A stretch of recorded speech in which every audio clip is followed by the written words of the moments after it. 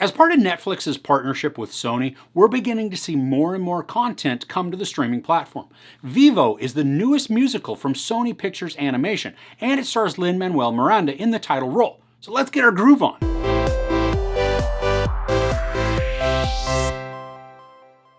Vivo follows a kinkajou surprisingly named Vivo, who spends his days playing music to the crowds with his beloved owner Andres.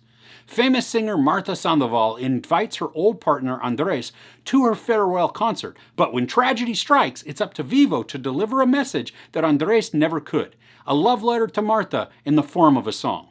But in order to get to Martha to fulfill his owner's wishes, Vivo will need the help of Gabi, an energetic tween who bounces to the beat of her own drum. Alright, if you care about the Munchies, I've got a new one to tell you about, so stick to the end if you want to hear about it. This animated musical features original songs from Miranda, and it has his signature rapid-fire lyrical delivery. There are portions where the lines are just delivered stupid quick, and Miranda spits them out without a stumble. The animation in this is really smooth, and it looks great. It's 3D computer graphics, but then they also mix in some flat 2D art as well. The colors are absolutely vibrant and they jump right off the screen, and it works well to complement the upbeat and energetic music. The story is a pretty simple adventure where Vivo is going on a trek to deliver a song.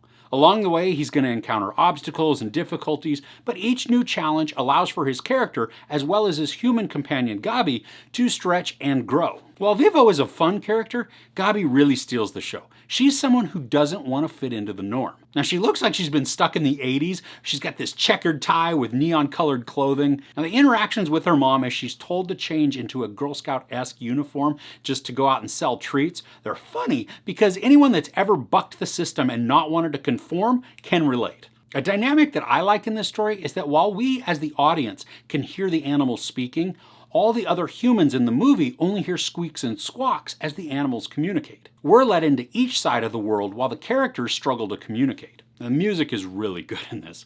There are a variety of genres displayed, and they each work in their own context.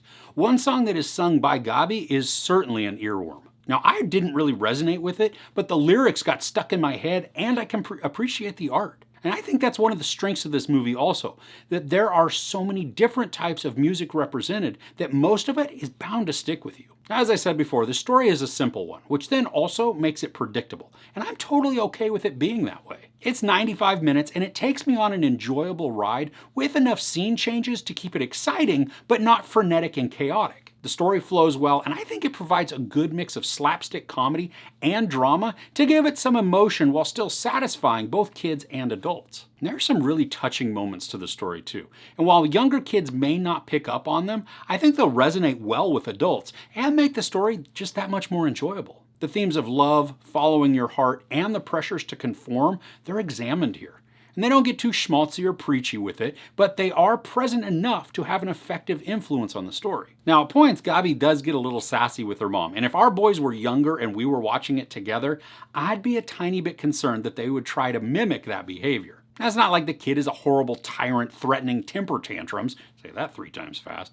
She just has this bit of a tude when she's instructed to do something. Now, I think you might recognize some voices as you watch this. Some of the more easily recognizable ones come from Zoe Saldana, Michael Rooker, Brian Tyree Henry, Gloria Estefan, Leslie David Baker, and then of course, Lin-Manuel Miranda. So overall, I had fun with this animated musical adventure. The themes that the movie explores resonated with me, and the music and the singing, they're done extremely well. The animation is always stunning, and I especially enjoyed the inclusion of flat animation within the 3D computer-generated world. The voice actors are engaging, and I'm always in awe at how quickly Lin-Manuel Miranda can deliver the lyrics. Personally, I think it'd be cool to watch him and Eminem go head-to-head in a rap battle, just to watch the extreme speed at which they perform their craft. There's no sex, nudity, or profanity, but there is some animated violence. I give Vivo 4 out of 5 couches. Okay, so I was perusing the snack aisle this last time I went to the grocery store, and I came across these. They're Cheez-It Scorchin' Hot Cheddar Grooves. Now, I love hot and spicy foods, so this one instantly grabbed my attention. I'd never had Cheez-It Grooves before, but imagine they're kind of this thinner, smaller, and crunchier Keebler Townhouse cracker. Then, these ones, they're covered in the exact same coating as like Flaming Hot Cheetos. They're spicy and then can cause that tingle on the back of your throat, but I've found that as long as you just keep eating them, it staves off the terrible burn, that sometimes occurs. Now the problem is at some point you're going to have to stop eating them, whether that's because you just don't want any more or because you finished the box, and that's when the burn really kicks in. Now I like these enough to finish the box, but I'm not going to buy another. I think the biggest issue for me is the crispiness of these crackers. Now had these been regular Cheez-Its covered in hot, then I think, it would be okay.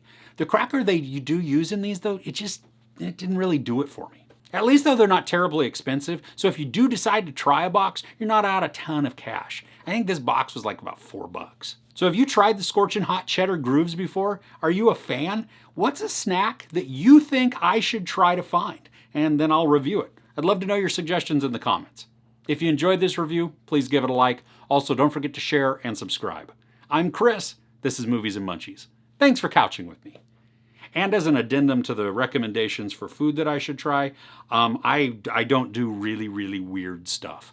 So like raw fish, stuff like that, squishy, no. Snack foods that you can find in the aisle, sugary snacks, love sugary snacks. So if you have a recommendation for that, ideally it's something that I can either probably find locally in my grocery store or on like Amazon or something online.